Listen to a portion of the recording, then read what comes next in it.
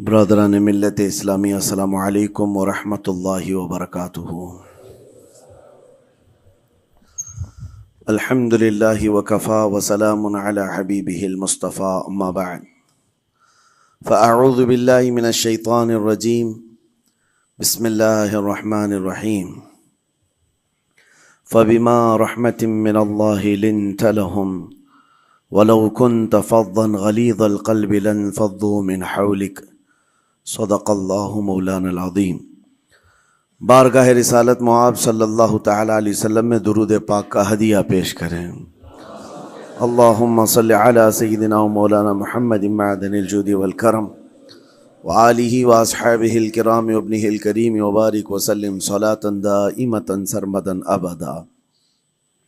عزیزان گرامی وقار، انسان کو اللہ تبارک و تعالیٰ نے جو خصوصیات عطا کی ہیں، اس میں خاص طور پر زبان اور بیان کی خصوصیت بہت اہم ہے۔ شیخ سعدی رحمۃ اللہ تعالی علیہ فرماتے ہیں، تا مرد سخن نہ گفتہ باشد، عیب و ہنرش نہ ہفتہ باشد۔ جب تک آدمی بات نہیں کرتا، اس کی اچھائی بھی چھپی رہتی ہے، برائی بھی چھپی رہتی ہے۔ انسان اپنے کلام سے، اپنی بات سے سمجھ میں آ جاتا ہے کہ کس کیٹیگری کا ہے، کس لیول کا ہے۔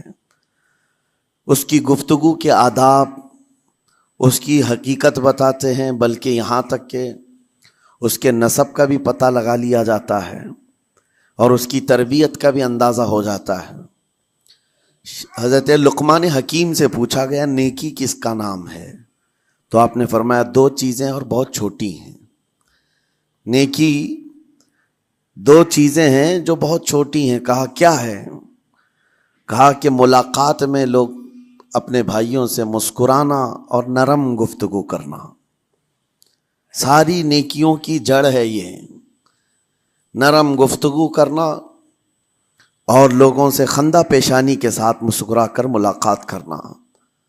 لیکن میرے عزیزو، یہ دو چیزیں بناوٹی تو بہت سارے لوگوں کے ساتھ آ سکتی ہیں، اخلاق تصنع جس کو کہتے ہیں، تکلف کے ساتھ بہت سارے لوگوں کے ساتھ آ سکتی ہیں، لیکن حقیقت میں جس انسان کی طبیعت میں یہ دو چیزیں ہونی چاہیے، وہ کب سمجھ میں آتی ہیں؟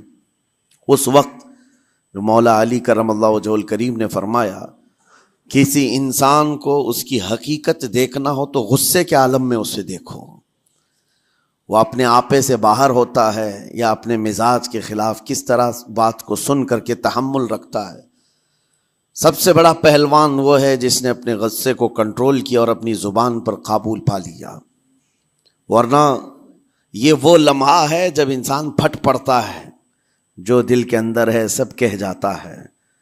آپ کو میں بتاؤں، نبی کریم صلی اللہ تعالی علیہ وسلم کے عظیم اخلاق کریمہ، بخاری شریف کی حدیث ہے، حضور مسجد نبوی میں تشریف فرما ہے۔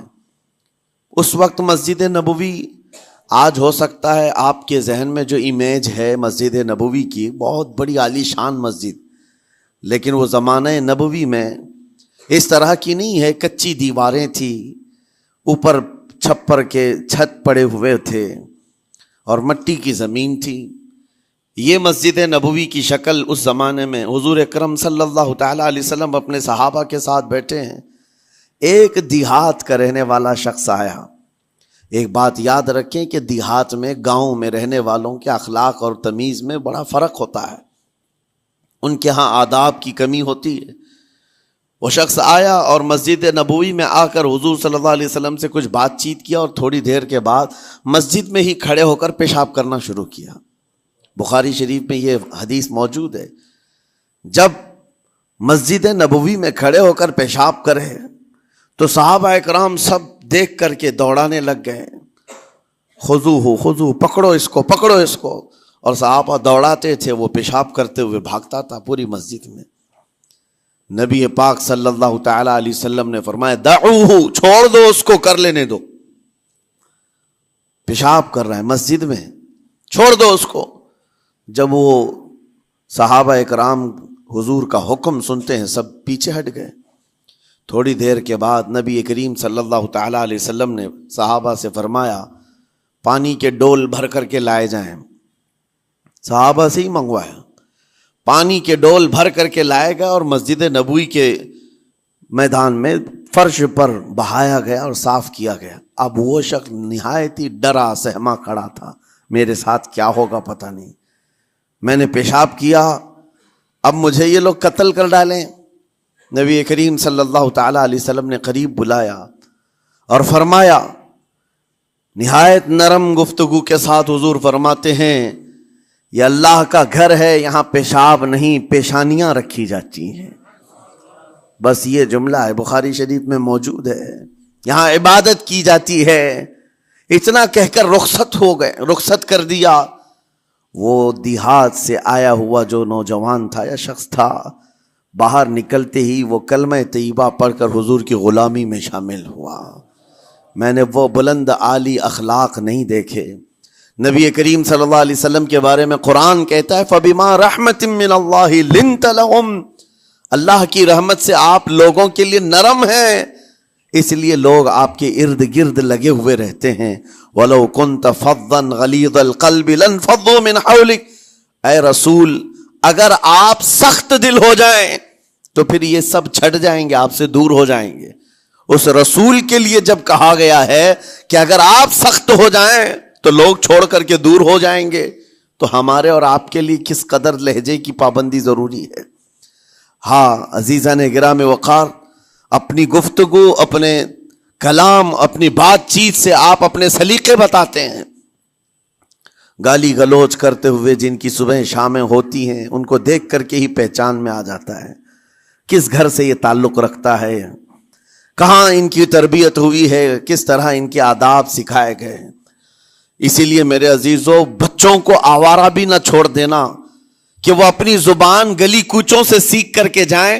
کل کو ہوگا یہ کہ اس کی زبان کی وجہ سے لوگ تمہیں تان و تشنیع کریں گے، اس کا باپ ایسا ہوگا اس لیے بچہ ایسا ہے، اس کی ماں اس طرح ہوگی اس لیے اس کی گفتگو ایسی ہے۔ کیونکہ موسٹلی زیادہ طور پر بچے اپنے ماں باپ کے اخلاق کو نقل کرتے ہیں، ٹرانسفر ہوتی چلی جاتی ہیں۔ ایک بار حضور اکرم صلی اللہ تعالی علیہ وسلم مسجد نبوی سے باہر نکل کر جا رہے ہیں۔ توجہ میرے عزیز ہو، اخلاق کہاں دکھانے چاہیے اور ہماری بات چیت کے انداز ہمیں کہاں ہونا چاہیے، میں آپ کو بتاؤں۔ حضور تشریف لے کر جا رہے ہیں، صحابہ اکرام کھڑے تھے حضور کے اطراف۔ مدینہ طیبہ کی ایک بوڑھی خاتون جس کا ذہنی توازن کھویا ہوا ہے، یعنی وہ دماغی طور پر ڈسیبل ہے، اور وہ آئی جا رہی تھی۔ لوگ جب بھی اس کو دیکھتے راستہ کاٹ لیتے، وہ جس کو بھی پکڑتی تھی سنانا شروع کرتی تھی، جو منہ میں آئے بکنے لگ جائے، اور لوگوں کو تنگی محسوس ہونے لگتی۔ صحابہ نے دیکھا کہ یہ عورت آ رہی ہے، حضور کی طرف آ رہی ہے، سب نے حضور صلی اللہ علیہ وسلم کو گھیر لیا، اس کا راستہ روکنے کے لیے۔ اب آئے گی اور نبی کریم صلی اللہ علیہ وسلم کے پاس اگر زبان درازی کرنے لگ جائے، پاگل عورت ہے، اور بک بک کرنے لگ جائے، حضور پاک صلی اللہ علیہ وسلم کے ادب میں کہیں کمی نہ آ جائے۔ صحابہ کا یہ ہمیشہ اہتمام رہتا۔ حضور اکرم صلی اللہ علیہ وسلم نے دیکھا تو صحابہ سے کہا، ہٹ جاؤ، اس کو آنے دو، ہٹ جاؤ، اس کا راستہ چھوڑ دو۔ صحابہ نے کہا، یا رسول اللہ صلی اللہ علیہ وسلم، اس کا ذہنی توازن ٹھیک نہیں ہے، دماغی طور پر وہ عورت ٹھیک نہیں ہے، وہ آئے گی اور لمبی باتیں کرتی ہے، لا یعنی باتیں کرتی ہے، کہیں آپ کی شان پاک میں کوئی گستاخی نہ ہو جائے۔ صحابہ روک رہے تھے، حضور پاک صلی اللہ علیہ وسلم نے سختی سے فرمایا، ارشاد فرمایا، ہٹ جاؤ، اس کا راستہ چھوڑ دو، مجھے پتا ہے پورے مدینے میں اس کی کوئی نہیں سنتا، میں بھی نہ سنوں تو وہ کس کو سنائے گی، اگر میں بھی نہ سنوں تو وہ کس کو سنائے گی۔ یہ میرے مصطفیٰ کریم صلی اللہ تعالی علیہ وسلم کے دربار عالی جاہ کی وہ بلند اخلاق کریمانہ کی ایک مثال ہے، جس کو خود میرے آقا نے فرمایا، بعثت لأتمم مکارم الاخلاق۔ عزیزان گرام وقار، لوگوں کے آج حالات ایسے ہیں کہ اچھے لوگوں کے ساتھ اخلاق الگ دکھائے جاتے ہیں، چھوٹے لوگوں کے ساتھ اخلاق الگ دکھائے جاتے ہیں۔ سٹیٹس کا آدمی ہو تو اس کے ساتھ ملنے کے طریقے الگ ہیں، اور غریب کوئی آ جائے، فقیر کوئی آ جائے تو اس سے ملنے کا انداز الگ ہو جائے، یہ نہ ہو۔ یہ ہم سب کے لیے نصیحت ہے۔ اسی ممبئی کی سرزمین پر میں آپ کو بتاؤں، ایک ماہم شریف میں بزرگ حاجی صاحب ہوا کرتے تھے، آج سے تقریباً 10-12 سال پہلے کی۔ وہ کئی لوگوں سے ایک سوال کرتے تھے پکڑ پکڑ کر کے کہ میرا ایک سوال ہے، آپ جواب دیں گے، میرا ایک سوال ہے۔ کئی علماء سے انہوں نے پوچھا، مجھ سے بھی انہوں نے، جب میں نیا تھا مصر سے پڑھ کر کے آیا تھا، میرے پاس آ کر کہا کافی سالوں سے میرے ذہن میں ایک سوال ہوتا ہے، میں آپ سے بھی پوچھنا چاہتا ہوں۔ کہا بتائیے کیا ہے؟ کہا میں حضور سرکار مجاہد ملت رحمت اللہ علیہ کا مرید ہوں، علامہ حبیب الرحمن مجاہد ملت، رئیس اعظم اڑیسہ، جن کے خدمات جلیلہ آج ہو سکتا ہے نئی جنریشن کو نہ معلوم ہو، ان کا لقب ہے مجاہد ملت، جنہوں نے سنیت کی بقا کے لیے اپنا تن من دھن سب قربان کیا تھا۔ وہ مجاہد ملت عظیم بزرگ ولی کامل ہے۔ یہ حاجی صاحب کہتے ہیں کہ میں ایک نارمل آدمی تھا، کڑیا تھا، یعنی گھر بنانے کا کام کرتا تھا۔ جب وہ ممبئی تشریف لاتے تو دوڑ کر کے ہر جگہ سے لوگ ملنے آتے، میں بھی گیا تھا، اور اس وقت میں جوان تھا۔ حضور مجاہد ملت رحمت اللہ علیہ کی بات وہ بتا رہے ہیں کہ لوگ لائن لگا کر کے مصافحہ کر رہے تھے، مل رہے تھے۔ جب مل رہے تھے تو پھر میرا نمبر آیا، میں ملنے کے لیے گیا۔ بزرگوں کے سب ہاتھ چومتے ہیں، یہ ہمارے سنیوں کے طریق ہیں۔ ادب، علماء ذوی الاحترام کے ہاتھوں کا بوسہ لینا یہ مستحسن ہے، یہ ہمارے آداب میں سے، معمولات اہل سنت میں سے۔ تو جب سب لوگ ان کے دست بوسی کر رہے تھے، ہاتھ چوم رہے تھے، میں بھی قریب گیا، اور جب میرا نمبر آیا میں ہاتھ چومنے کے لیے گیا تو انہوں نے میرا ہاتھ لے کر خود ہی چوم لیا۔ وہ بزرگ عالی جاہ ولی کامل جن کو دنیا مجاہد ملت کہتی ہے، میرا ہاتھ انہوں نے چوم لیا، اور میرے اندر ایسی پشیمانی تھی کہ میں کیا کروں سمجھ میں نہیں آیا۔ میں ایک معمولی سا کڑیا، اور کہاں ان کا مقام کہاں میرا۔ تو اس کے بعد وہ اس بے چینی میں رہتے تھے کہ ایسا کیوں کیا، ایسا کیوں کیا، کیونکہ پوچھنے کا موقع ہی نہیں ملا۔ ایک بزرگ تھے، انہی کے خلیفہ تھے حضور مجاہد ملت کے، انہوں نے اس کا جواب دیا۔ میرے عزیزوں کیا بہترین جواب تھا۔ حضرت مجاہد ملت رحمت اللہ تعالی علیہ یہ چاہتے تھے کہ ہزاروں لوگ ہماری تعظیم کرتے ہیں تو کہیں ہمارے دماغ میں بادشاہت کا خیال نہ آئے، ہم غریب اور فقیر کا ہاتھ چوم کر اپنے نفس کی مخالفت بھی کرتے ہیں۔ اخلاق کریمانہ دکھانے کے لیے اسٹیٹس والوں کے ساتھ ہی نہیں، غربا فقراء کے ساتھ بھی وہ اخلاق ہوں۔ نبی کریم صلی اللہ تعالی علیہ وسلم کے وہ آداب آج اگر آپ اپنا لیں، بہت ساری کڑوی چیزیں ویسی ختم ہو جائیں۔ آج ممبئی کی سرزمین پر سب سے بڑا یہ چیلنج ہے بات کرنے میں، نوجوانوں کے تو آج پارے چڑھے ہوئے ہوتے ہیں، ان سے کوئی بھی بات کر لے، جس تیور میں یہ بات کرتے ہیں ایسا لگتا ہے کہ ابھی لڑائی ہو جائے گی، ابھی جھگڑا ہو جائے گا۔ اس کی عادت سی بن گئی ہے۔ آپ کو پتہ ہے فرمایا گیا، عربی کا قول ہے، جراحت السنان لها التیام ولا یلتام ما جرح اللسان۔ تلوار سے، چاقو سے دیا ہوا زخم سوکھ سکتا ہے، زبان سے دیا ہوا زخم کبھی نہیں سوکھتا۔ زبان سے دیا ہوا زخم نہیں سوکھتا۔ بولنے سے پہلے 1000 بار اس بات کو خیال ہونا چاہیے کہ میں جس کو بول رہا ہوں کہیں اس کا دل چھلنی تو نہیں ہو جائے۔ میری زبان یہ ہوتی 50 گرام کی چھوٹی زبان ہے، لیکن بڑے بڑے لوگوں کے کلیجے چیر کر رکھتی ہے، بڑے بڑے لوگوں کے دلوں میں سوراخ کر کے رکھتی ہے، زخمی کر کے رکھتی ہے اس کا استعمال۔ اسی لیے روایت میں ملتا ہے کہ جب انسان صبح کرتا ہے تو سارے اعضاء، ہاتھ پیر آنکھ کان ناک، سارے اعضاء سب سے پہلے زبان سے یہ عرض کرتے ہیں، اس کی پناہ مانگتے ہیں، کہتے ہیں آج تو صحیح سلامت رہے گی تو ہم سب صحیح سلامت رہیں گے، اور اگر تو پھسل گئی تو عذاب ہم پر بھی ہوگا۔ زبان بولتی ہے، مار کسی اور کو پڑتی ہے، کوئی زبان کو مارتا نہیں ہے، گالی زبان دیتی ہے، لیکن مار کبھی پیٹھ پہ پڑتی ہے، سر پہ پڑتی ہے، ہر جگہ پڑتی ہے۔ تو یہ زبان نبی کریم صلی اللہ تعالی علیہ وسلم نے ارشاد فرمایا من یضمن لی ما بین لحیتیہ وما بین، حضور پاک صلی اللہ تعالی علیہ وسلم فرماتے ہیں جس نے دو چیزوں کی ضمانت مجھے دے دی، حفاظت کی، میں اسے اضمن لہ الجنہ، میں اس کو جنت میں لے جانے کی ضمانت دیتا ہوں۔ دو چیزیں کیا ہیں؟ حضور فرماتے ہیں ایک دو جبڑوں کے بیچ میں جو موجود زبان ہے اس کی حفاظت کر لے، اور دو رانوں کے بیچ میں جو شرمگاہ ہے اس کی حفاظت کر لے، یہ دو چیزیں جس نے بچا لیا میں اس کو جنت میں لے جانے کی ذمہ داری دیتا ہوں، ضمانت دیتا ہوں۔ اس کا کتنا بڑا کردار ہے، یہ زبان کا کتنا بڑا کردار ہے۔ اور حضور نے ایک بار پکڑ کر کے فرمایا تھا، زبان کو پکڑ کر کے کہا تھا یہ وہ زبان ہے جو انسان کو جنت میں بھی لے جاتی ہے اور دوزخ میں بھی لے جاتی۔ کلمہ کس سے پڑھتے ہیں آپ؟ لا الہ الا اللہ، زبان ہی سے تو پڑھتے ہیں، اسی کلمے نے آپ کو جنت تک پہنچایا۔ اور کافر جو کفر کرتا ہے وہ بھی زبان سے ہی کرتا ہے، اور زبان اسے ہمیشہ کی دوزخ میں لے جاتی ہے۔ اس زبان کو چلانے سے پہلے 1000 بار سوچ لیں کہ آج لہجوں کی سختیاں بڑھتی چلی گئیں، اور آپ کو پتہ ہے قرآن پاک میں رب تعالیٰ نے یہ فرمایا وَلَا تَقُلْ لَهُمَا اُفٍّ وَلَا تَنْهَرْهُمَا، والدین کے بارے میں بچوں کو کیا کہا گیا؟ ان کو اف تک نہ کہو۔ لیکن زبان جب کھلتی ہے نا، ماں باپ کے خلاف نوجوانوں کو ہم نے دیکھا ہے گالی گلوچ کرتے ہوئے اور اتنی بری باتیں کہتے ہوئے، معاذ اللہ۔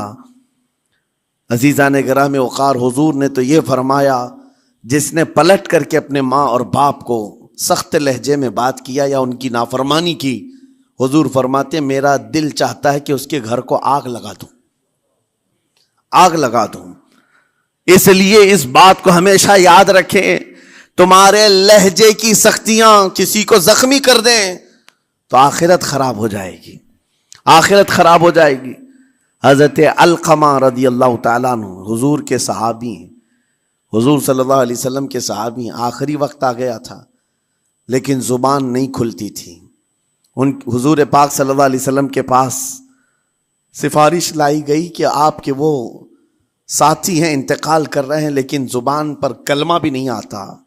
حضور تشریف لائے، دیکھا، پوچھا گھر میں ان کے کون کون ہے؟ کہا بیوی ہے اور ماں ہے۔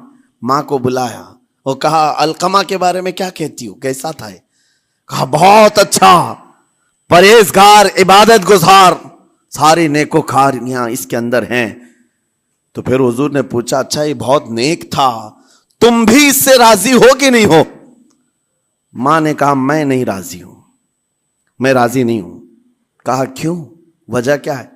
کہا یا رسول اللہ میرا اکلوتا بیٹا، میرا تنہا بیٹا تھا، بڑی محبتوں کے ساتھ اس کو پالا تھا، اور جب میں نے اس کی شادی کی اپنی بیوی کو لایا، اور جب بیوی گھر پر آ گئی تو میری بات کو ہلکے میں لیتا، اپنی بیوی کی بات کو فوقیت دیتا، ترجیح دیتا۔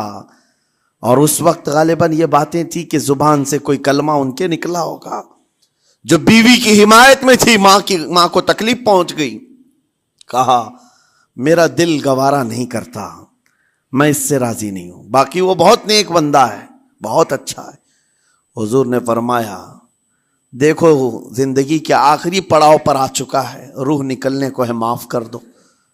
وہ بھی صحابیہ تھی، انہوں نے کہا آقا آپ کا حکم ہے یا مشورہ ہے؟ اگر حکم ہے تو پھر ماننا ہے۔ حضور نے فرمایا نہیں، حکم نہیں، مشورہ ہے۔ کہا مشورہ ہے تو پھر دل نہیں چاہتا، دل نہیں چاہتا۔ حضور نے فرمایا صحابہ سے کہ لکڑیاں جمع کرو، آگ لگاؤ اور انہیں اٹھاؤ، آگ میں ڈال دو۔ آگ دہکائی گئی تو ماں کی ظاہر سی بات ہے ممتا بے چین ہو گئی۔ کہا ان کو میرے سامنے آگ میں ڈالیں گے؟ کہا ہاں، اس سے بہتر ہے کہ وہاں جلے گا، یہاں جلے۔ وہ ماں کہتی آقا آپ گواہ ہو جائیں، میں اپنے بیٹے کو معاف کرتی ہوں۔ ادھر معاف کیا، ان کی زبان پر کلمہ طیبہ جاری ہوا۔ میرے عزیزو یہ بتانا مقصود اس لیے ہے کہ زبان سے دیے ہوئے زخم خواہ والدین کو ہوں، یہ معمولی نہیں ہوتے۔ ہو سکتا ہے آخری وقت تمہاری زبان بند ہو جائے اور کلمہ طیبہ بھی نہ جاری ہو، زبان کھلنے بھی نہ لگے، یہ حالات آ جائیں گے۔ اس لیے اپنی زبان کا کنٹرول برقرار رکھو، کس سے کیا کہنا ہے۔ ابھی میں اس کا دوسرا پارٹ بھی بتاتا ہوں زبان کے استعمال کا۔ یہ نرمی لہجے کے اندر ہونا بہت ضروری ہے، لیکن کچھ جگہوں پر سختی کی اجازت ہے، لیکن وہ مقامات الگ ہیں۔ نرم لہجہ حضور پاک صلی اللہ تعالی علیہ وسلم کے فرامین میں سے ہے۔ ایک بات بڑی، بغداد مقدسہ میں نے ایک ولی پاک کی زیارت کی، ان کے آستانے پر بھی میں ابھی بیان کیا تھا۔ حضرت بہلول دانا مجذوب بزرگ تھے، اور بغداد کی گلیوں میں کہیں پر بھی بیٹھ جاتے تھے، اور جو جانکار تھے وہ سمجھتے تھے یہ اللہ والا بندہ ہے۔ مجذوب کس کو کہتے ہیں؟ جس کی یاد الہی میں عقل فنا ہو گئی، ختم ہو گئی، اللہ کے ذکر میں اور اللہ کی یاد میں اپنے آپ کو فنا کر دیا ہے، اس کے اوپر شریعت کا قلم نہیں۔ ظاہر سی بات ہے شریعت کے سارے احکام اس پر ہیں جس کی عقل سلامت ہے۔ عاقل ہو، بالغ ہو تو نماز فرض ہے نا، عقل ہی نہیں ہے تو وہ مجذوب ان اولیاء کو کہتے ہیں۔ لیکن ان کے بارے میں حدیث میں ہے، اللہ کے نبی نے فرمایا وہ ایسے بندے ہیں کہ اگر اللہ کو قسم دے دیں کسی بات کی، اللہ ان کی قسم پوری کرتا ہے۔ وہ بہلول دانا بیٹھے ہوئے تھے، بغداد کا ایک مشہور تاجر تھا، لیکن خستہ حال تھا، بہت نقصان اٹھا چکا تھا، خسارے میں چل رہا تھا، بزنس پورا لاس میں، اور وہ پریشان حال بہلول دانا کے پاس آیا، گڑ گڑایا، کہا کہ حضور مجھے بچا لیں، رحم کر لیں، میں تاجر ہوں، لٹ گیا ہوں، لاس میں ہوں، کچھ آپ فرما دیں، میں کیسے اس بھنور سے نکلوں؟ بہلول دانا نے دیکھا، کہا ٹھیک ہے کچھ پیسے بچے؟ کہا ہاں ہے، وہ بس اتنا سرمایہ ہے کہ مال لیتا ہوں پھر بیچ دیتا ہوں، نفع نہیں ہوتا۔ بہلول دانا نے کہا ایک کام کر، کالا کپڑا جتنا ملتا ہے سب خرید لے، پورے شہر سے کالا کپڑا جہاں جہاں مل جائے سب لے کر اسٹاک کر لے۔ کہا جی حضور آپ نے جیسا فرمایا۔ گیا، جتنا سرمایہ تھا سب لگا دیا، کالا کپڑا خرید کر ایک جگہ اسٹاک کر دیا۔ اللہ والے کا حکم تھا، لیکن ہوا یہ کہ بغداد کا معمول تھا، 8 دن گزرے نہیں تھے کہ وہاں وقت کے حاکم کا انتقال ہوا، اور جب حاکم کا انتقال ہوتا تو شہر کے جتنے بڑے لوگ ہوتے، رئیس لوگ، وہ اس کے سوگ میں، اس کے غم میں کالا کپڑا پہنتے تھے، اور کالا کپڑا سوائے اس تاجر کے کسی کے پاس نہیں تھا، اور سارے بڑے لوگ پیسوں سے اس کے پاس کالا کپڑا خریدنے آئے۔ یہ منہ بولے قیمت پر، جیسے تیسے جتنی قیمت پر بولے سب خرید کر لے جاتے، اور پل بھر میں ایک دن کے اندر وہ بہت بڑا کروڑ پتی بن گئے، بہت مال آ گیا۔ یہ بات یاد رکھیں، اللہ مال دیتا ہے، اس کے بعد پھر آزمائش بھی ہوتی ہے۔ مال اتنا آ گیا، اب لے کر کے مستیاں تھیں، چند دن گزرے، ظاہر سی بات ہے مال کو بڑھانے کی تمنا ہر ایک کی ہوتی ہے، کوئی یہاں پر اینڈ کرنے والا نہیں ہے دنیا میں، چاہے اس کا بزنس اربوں پر بھی پہنچ جائے، اسے آگے پہنچنا ہے۔ چند دن گزرے تھے، 8-10 دن، پھر آیا حضرت بہلول دانا کو ڈھونڈتے ہوئے، ایک جگہ میدان میں یہ مجذوب بزرگ بیٹھے مل گئے، آیا اور کہا او دیوانے بتا اب کیا خریدوں؟ پیسہ بہت ہے ابھی میرے پاس، بتا دیوانے اب کیا خریدوں؟ انہوں نے دیکھا، کہا کہ لہجہ تو بدلا ہوا ہے، پیسہ بہت زیادہ تھا۔ کہا کہ ٹھیک ہے کوئی بات نہیں، اللہ والوں کو ان سب چیزوں سے کوئی لینا دینا نہیں۔ آپ نے کہا مال جتنا ہے تیرے پاس سب لے کر کے خربوز خرید لے، تربوز خرید لے، جس کو کلنگڑ کہتے ہیں، تربوز پورے خرید لے۔ اس نے کروڑوں کی جائیداد پورے تربوزوں میں لگا تھی، سب تربوز خرید کر سٹاک کر دیا ایک جگہ، اور اس کے گمان میں یہی تھا کہ چند دن گزریں گے، کوئی ایسا ہی حادثہ ہوگا جب تربوز منہ مانگی قیمت پہ لوگ خریدیں گے اور میں بیچوں گا۔ پورا مال تربوز میں لگایا، 2 دن 4 دن 6 دن 8 دن گزرے، کوئی حادثہ نہیں۔ ادھر تو تربوز سڑنے لگ گئے، وہ تو زیادہ دن سٹاک نہیں کیے جا سکتے، سڑن شروع ہو گئی۔ پھر تھوڑے دنوں کے بعد پورے کے پورے سڑ گئے، کروڑوں کا مال تربوز میں سڑ کے چلا گیا۔ وہ کچھ بھی نہیں سکا، کچھ نہیں کر سکا، واپس چیختا چلاتا اسی حالت میں آیا، پہلے سے بھی زیادہ بدتر حالت میں آ گیا ہوں۔ دوڑتے ہوئے آیا، حضرت بہلول دانا کو ڈھونڈتے ہوئے، کہاں ہیں؟ وہ اسی جگہ بیٹھے ہوئے مٹی میں بیٹھے رہتے تھے۔ قریب آیا اور کہنے لگا کہ آپ نے میرے ساتھ ایسا کیوں کیا بہلول؟ بہلول دانا نے کہا کیا ہوا؟ کہا میں تو لٹ گیا، تربوز میں پیسے لگائے آپ کی وجہ سے اور پورے سڑ گئے۔ بہلول دانا نے کہا میں نے تو کچھ نہیں کیا، پہلے تو تجھے نفع ملا تھا وہ تیرے لہجے کی وجہ سے، اب خسارہ ہوا ہے تیرے لہجے کی وجہ سے۔ پہلے جو آیا تھا بات کرنے کے لیے اس وقت تیری تمیز الگ تھی، تیری تہذیب الگ تھی، اخلاق الگ تھی، گڑ گڑا کر کہا تھا کہ میں لٹ گیا ہوں آپ رحم کر دیں۔ دوسری بار آ کر کے کیا کہا؟ او دیوانے بتا کیا خریدوں؟ لہجہ بدل گیا تو پوری حیثیت بدل گئی۔ زبان ہماری اونچائی پر بھی لے جاتی ہے اور نیچے بھی لے آتی ہے۔ اس بات کو ہمیشہ ملحوظ رکھیں کہ اس زبان سے بہت سارے لوگ نفع بھی اٹھاتے ہیں، بہت سارے لوگوں کو نقصان بھی ہوتا ہے۔ لیکن ساتھ میں یہ بات بھی عرض کروں، نرم گفتگو کرنے کا عادی ہر ایک کو ہونا چاہیے، نرم گفتگو کرنے کا عادی ہر ایک کو ہونا چاہیے، اس کی نیکیوں کی علامت ہے، اس کے اخلاق کی علامت ہے۔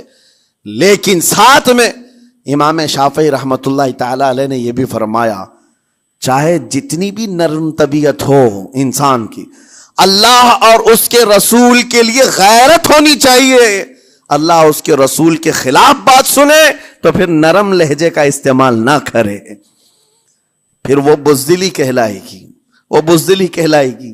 آج میں ایک بات یہ بھی بتا دوں، بہت سارے لوگ یہ سمجھتے بھی ہیں، ابھی چند دن قبل میں ماررہ مطہرہ میں بیان کیا اخلاق کے اولیاء اکرام کے مذہب و مسلک پر، اور پچھلے 15 سالوں سے میں نے بہت سارے خطابات کیے ہیں اخلاق پر، معاشرے کی برائیوں پر، لیکن ابھی چونکہ چند دنوں میں جلسے پروگرام بہت سارے ہو گئے اور عظمت ناموس رسالت پر زیادہ گفتگو ہونے لگی تو لوگوں میں ایک امیج الگ بیٹھی ہوئی ہے۔ اور ابھی ہم نے اخلاق حسنہ پر گفتگو کیا کی 8 دن پہلے، ایک بزرگ نے مجھ سے پوچھا ایسی بھی تقریر کرتے ہیں آپ ایسی بھی تقریر کرتے ہیں، یعنی نرم گفتگو بھی کرتے ہیں؟ مطلب یہ ہے کہ ہماری امیج ایسی بنا کر رکھیں کہ ہم ہر وقت چلاتے ہی رہتے ہیں، ہر وقت للکارتے ہی رہتے ہیں۔ میرے عزیزوں، میں یہاں پیغام دینا چاہتا ہوں، ہم قرآن کے اس آیت پر عمل کرنا چاہتے ہیں جو مولا نے فرمایا اشداء علی الکفار رحماء بینہم، مومنین کی شان ہے، صحابہ کی شان ہے، وہ کافروں پر سخت ہوا کرتے ہیں اور مومنوں کے لیے نرم دل ہوا کرتے ہیں۔ زبان کی نرمی ایمان والوں کے لیے ہے، زبان کی نرمی محبت مصطفیٰ کے لیے ہے، عاشقان مصطفیٰ کے لیے ہے، ساتھ میں زبان کی سختی کفار و مشرکین کے لیے ہے، گستاخان رسول کے لیے ہے۔ اور اگر یہ چیز نہیں آئی تو پھر آپ سمجھ لیں نیک اس وقت نہیں کہلائے گا آدمی۔ بعض لوگوں کو ایسا لگتا ہے نرم بات کرنا چاہیے، نرم گفتگو، بالکل صحیح ہے، یہ اخلاق ہے، لیکن اگر ایسے مقامات پر جہاں تمہارے نبی کو کوئی گالی دے رہا ہو، رب کی شان میں کوئی بھونک رہا ہو، اس وقت تم کہو کہ اخلاق ہے، نرم بات کرنا چاہیے، یہ بے غیرتی ہے، یہ بے غیرتی ہے۔ تمہاری بیوی کو اگر تمہارے سامنے کوئی چھو دے اور اس کے بعد تم ہنس کر کے اس سے کہو ٹھیک ہے جائیے صاحب، آپ کو کہا جائے گا بے غیرت آدمی، بے غیرت آدمی ہے۔ انسان کو اپنی بیوی، اپنی بیٹی، اپنی ماں پر بھی غیرت ہوتی ہے، وہ سنتا نہیں ہے، یہ پیدائشی ہے، فطرت ہے انسان کی۔ اور مومن کی شان یہ ہے، سب سے بڑی غیرت اس کے لیے اللہ اور اس کے رسول کے لیے ہوا کرتی ہے، اللہ اور اس کے رسول کے لیے۔ ماں اور باپ کو گالیاں ایک وقت میں برداشت کر بھی لے جائے، لیکن اللہ اور اس کے رسول کی شان میں وہ ہرگز برداشت نہ کرے، یہ ایمان کی علامتوں میں سے ہے۔ بہرحال میں نے زبان کے دونوں استعمال آپ کو بتائے، سخت لہجے بھی ہیں، نرم لہجے بھی ہیں، لیکن جب آپ کا پالا کسی گستاخ سے نہ پڑے تو ہمیشہ نرم گفتگو کرنے کے عادی بنے۔ مومنین میں نرم لہجے کا اختیار ہمیشہ رہے، اس سے اخلاق آپ کے بتائے دکھائے جاتے ہیں، اس سے آپ کے اخلاق معلوم ہوتے ہیں، ساتھ ہی معاشرے میں نرمی اور محبت کا ماحول بھی قائم ہوتا ہے۔ ڈانٹنے کے طریقے بھی میں آپ کو بتاؤں، میرے والد اگرامی فرمایا کرتے تھے، حضور حافظ ملت رحمت اللہ علیہ جو الجامعۃ الاشرفیہ مبارک پور کے بانی ہیں اور بڑے محدث، جنہوں نے ایک نہیں ہزاروں عالم پیدا کیے، اس ہندوستان کی بات کر رہا ہوں، حافظ ملت رحمۃ اللہ علیہ پوری بخاری شریف پڑھاتے تھے، تقریباً 40 سال تک انہوں نے پڑھایا بخاری شریف. میرے والد ان کے شاگرد ہیں. فرماتے ہیں جب وہ بہت زیادہ ناراض ہو جاتے کسی سے، ڈانٹنا ہوتا، ہر استاد بچے کو ڈانٹتا ہے، کبھی کچھ بچہ نافرمانی کر جائے یا مزاج کے خلاف بات کرے تو استاد ڈانٹتا ہے. تو حافظ ملت رحمۃ اللہ علیہ اگر کسی شاگرد کو ڈانٹتے بھی غصے میں تو کہتے ہیں اے جنتی کیا کر رہا ہے. کہتے ہیں اگر یہ جملہ قبول بھی ہو جائے تو بچہ جنتی ہو جائے. لہجے کی یہ استعمالات اولیاء سے سیکھو میرے عزیزو. غصے پر کنٹرول اس وقت تمہارے اخلاق معلوم ہوتے ہیں جب تمہارا غصہ عروج پر ہوتا ہے، اس وقت تمہاری حقیقت لوگوں کے سامنے آتی ہے. وہ اپنے شاگردوں کو ڈانٹتے بھی تو جنتی کہہ کر ڈانٹتے ہیں، یعنی کوئی گالی نہیں ہے، کوئی برے کلمے نہیں ہیں، بلکہ ایسا جملہ ہے کہ اگر قبول بھی ہو گیا استاد کی زبان سے اس کی تو زندگی وصول ہوگی، اس کا بیڑا پار ہو گیا. ہمارے درمیان ماں باپ کو بھی یہ چاہیے کہ بچوں کو کس طرح کے اخلاق آپ دے رہے ہیں. گفتگو کرنے کے متعلق قرآن میں اللہ تعالیٰ نے آداب بتائے ہیں. جب آپ گھروں کے اندر موجود ہوں تو بچوں کے سامنے کس طرح کی گفتگو کیا کریں گے، کیسی بات کریں گے. شوہر اور بیوی جس طرح کی باتیں کر رہے ہیں بچے کے دماغ میں وہ پورا کا پورا چھپتا ہے، ٹرانسفر ہوتا ہے. اسی لیے کہا گیا ایڈلٹ گفتگو کبھی بھی بچوں کے درمیان نہیں کی جائے گی. جو میچورٹی میں نہیں ہے ان بچوں کے سامنے ماں اور باپ بیٹھ کر کے کلام بھی نہ کریں، بات نہ کریں. معاشرہ تو آج ایسا ہے سب پوری فیملی لے کر کے بیٹھے ہوئے ہیں، اور حد تو یہ ہے کہ گندی فلمیں سامنے لگی ہوئی رہتی ہیں. وہ کیسے بچا پاؤ گے؟ 4 سال 5 سال کے بچے کے اندر بھی وہ گفتگو، وہ مکالمات، ایک دوسرے سے بات کرنے کی تمیزیں، وہ سب وہاں سے سیکھتا آ رہا ہے. گھروں کے اندر ماحول کو تبدیل کرنے کے لیے آپ کی اپنی زبان پر کنٹرول اور اپنے بچوں کی تربیت اور ان کی زبان پر کنٹرول بہت ضروری ہے. پھر دیکھنا آپ یہ معاشرہ پیدا کر کے کل کو آپ کا بچہ نکلے گا، اس کی تمیز، اس کے اخلاق پر ہر کوئی اش اش کرے گا. چند دنوں کی محنت ہے آپ کی، لیکن بچے جب سلیقے کے ساتھ گفتگو کریں تو لوگوں کا دل جیت لیا کرتے ہیں. بات کرنے کے آداب ایسے ہیں کہ لوگ دل جیت لیا کرتے ہیں. یہ میرے استاد گرامی مصر کے رہنے والے تھے. جب خطابت ہمیں سکھا رہے تھے گفتگو کرنے کے آداب، تقریر کرنے کے آداب، تو ایک امام غزالی کا قول تھا کلم الناس علی قدر عقولہم، لوگوں سے ان کی عقل کے مطابق بات کرو. اس پر وہ سمجھاتے ہوئے ہمیں ٹریننگ دیتے تھے اور کہتے تھے کہ تمہارے پاس آنے والے کئی طرح کے لوگ ہوں گے. اگر تم امام ہو، اگر داعی ہو، خطیب ہو، مقرر ہو، کوئی غریب گھر سے، کوئی بڑے امیر گھر سے، کوئی پڑھا لکھا آئے گا، کوئی جاہل ہوگا، کوئی بدتمیز بھی ہوگا، کوئی نیکوکار، کوئی گنہگار، سب طرح کے مکس مجموعہ تمہارے پاس ہوگا. ان سے خطاب کرنا، ان سے بات کرنا، کس انداز سے بات کرو گے، کیسے ان سے کلام کرو گے. میرے عزیزو یہ ہمارا اپنا ہنر نہیں ہے. ہم جو آپ کے سامنے گفتگو کر رہے ہیں یہ ہمارا فن نہیں ہے، یہ اپنا پیدا کیا وہ ہنر نہیں ہے.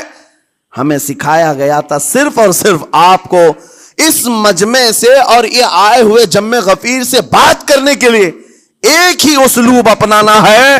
دیکھنا ہے کہ رسول اللہ کیسے بات کیا کرتے تھے. میرے آقا صلی اللہ تعالی علیہ وسلم کا اسلوب اپناؤ. حضور کے خطبے دیکھو، حضور جب خطاب کرتے، ظاہر سی بات ہے مسجد نبوی میں اس وقت بھی لوگ، ہر طرح کے لوگ آتے، دیہات کے بھی تھے، شہر کے بھی تھے، اعلیٰ دماغ والے لوگ اور کئی الگ الگ قسم کے لوگ آتے. حضور کا خطاب سب کے لیے تھا. عزیزان گرامی، ان سنتوں پر عمل کر کے آج آپ اپنے لہجے کو بہتر بنا سکتے ہیں. بس میری گفتگو کا خلاصہ یہی ہے کہ اللہ تعالیٰ ہمیں زبان کا صحیح استعمال عطا فرمائے، ورنہ یہ زبان کی سختیاں اور اس کی کڑواہٹ ہمیں دوزخ میں بھی لے جاتی ہے، دوزخ تک لے جا سکتی ہے. اللہ تعالیٰ اس کی مکاریاں، اس کی عیاریاں اور اس کی شرانگیزیوں سے ہم سب کی حفاظت فرمائے. ساتھ میں یہ بھی میں بتا دوں، وہ زبان پاک نہیں بولتی، وہ زبان پاک نہیں بولتی جو حلال نہیں کھاتی. یہ بھی بزرگوں نے فرمایا ہے، یہ زبان پاک نہیں بولتی جو حلال نہیں کھاتی. اسی سے ہر کچھ گزرتا ہے، اندر پیٹ میں جاتا ہے. حلال لقمے اس سے گزارو تو زبان پاک بولے، اللہ کا ذکر کرے اور تمہیں زبان میں وہ لذت آنے لگ جائے. لیکن اس سے حرام لقمے گزارتے رہو گے، اس کے لہجے کی سختیاں بھی آ جائیں گی، اس کے اندر کڑواہٹ بھی آ جائے گی، گالی گلوچ، یہ سارے استعمالات یہ زبان کرنے لگ جائے گی. کیوں؟ اس سے حرام لقمے جو گزارے جا رہے ہیں. اس چیز کا بھی خیال ضروری ہے. زبان کو جس طرح کا پیٹرول دو گے ویسی چلے گی یہ گاڑی. جس طرح کا ڈیزل اس کے اندر ڈالتے ہو، حرام یا حلال، یہ بہت معنی رکھتا ہے. اور ایک بات یہ بھی سن کر کے چلے ہیں کہ حضرت سلیمان علیہ السلام کے زمانے میں ایک مناظرہ ہوا تھا علماء کا. بعض لوگوں نے کہا کہ انسان کی ایک جماعت تھی، انسان کی زبان افضل ہے، منہ افضل ہے، اس لیے کہ وہ اللہ کا ذکر کرتی ہے. بعض نے کہا کہ نہیں، انسان کے پیچھے کا مقام اچھا ہے، اس سے بہتر ہے. یہ دونوں کی تکرار میں حضرت سلیمان علیہ السلام کے پاس بات آئی، آپ بتائیں. تو ان سے پوچھا تم اتنی بڑی بات کیوں کہہ رہے ہو؟ اس کے پیچھے کا مقام اچھا ہے. کہا کہ اس لیے کہ وہ صرف نجاست نکالتا ہے، وہ صرف نجاست نکالتا ہے، وہ مقام غلاظت باہر کرتا ہے، غلاظت اندر لیتا نہیں. زبان غلاظت اندر بھی لیتی ہے، حرام کھاتی بھی ہے، لوگوں کو زخمی بھی کرتی ہے. ان علماء کی دلیل تھی.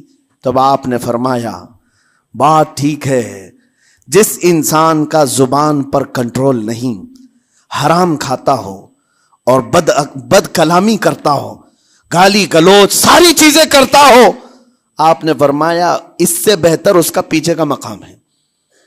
اور جو انسان کنٹرول رکھتا ہے، حلال کھاتا ہے اور لہجے کی نرمی رکھتا ہے، ظاہر سی بات ہے اس کا منہ ہی افضل ہے، اس کی زبان افضل ہے. اب یہ تو فیصلہ سب کا ہے، کس کو کیا چیز اختیار کرنی ہے. عزیزان گرامی اوقات، یہ بہت بڑی بات ہے جو میں آپ کے سامنے کہہ رہا ہوں. زبان کو اگر کسی دوسری جگہ سے کمپیئر کیا جائے تو لگتا ہوگا نرم، یہ بالکل اچنبے والی بات ہے، عجوبے والی بات ہے، یہ کون سا کمپیریزن ہے. وجہ یہی ہے، بعض لوگوں کو ہم نے اتنا گندا بولتے ہوئے دیکھا ہے. اس سے بہتر ہے کہ وہ نہ بولیں.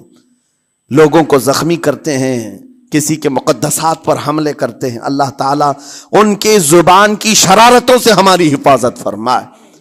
اور کریم خدا ارحم الراحمین مولا اس چیز سے بھی ہمیں حفاظت فرمائے. قیامت کے دن کچھ لوگ صرف اس لیے پکڑے جائیں گے کہ وہ کچھ نہیں بولتے تھے، لیکن وہ جن کے ساتھ رہتے تھے وہ بولتے تھے، وہ لوگ بولتے تھے، اور ان کی وجہ سے یہ خاموش رہنے والا جو ساتھ میں تھا اسے بھی جہنم میں لے جایا جائے گا. اور وہ اس دن کہے گا پکار کر، یا ویلتا لیتنی لم اتخذ فلانا خلیلا، اے کاش میں فلاں کی دوستی نہیں کیا ہوتا تو اچھا ہوتا، آج میں بچ گیا ہوتا. اپنے ماحول کو بچاؤ، جہاں زبان کی خرابی دیکھو اپنے آپ کو بھی بچاؤ اور اس ماحول سے بھی اپنے کو دور رکھو. اللہ کی بارگاہ میں دعا ہے مولا تعالیٰ اس زبان کو خالص اپنے ذکر میں لگائے اور اپنے حبیب پاک کے ذکر میں لگائے. مولا تعالیٰ ہم کو زبان کی بد کلامیوں سے محفوظ و مامون فرمائے. وآخر دعوانا ان الحمد للہ رب العالمین. السلام علیکم.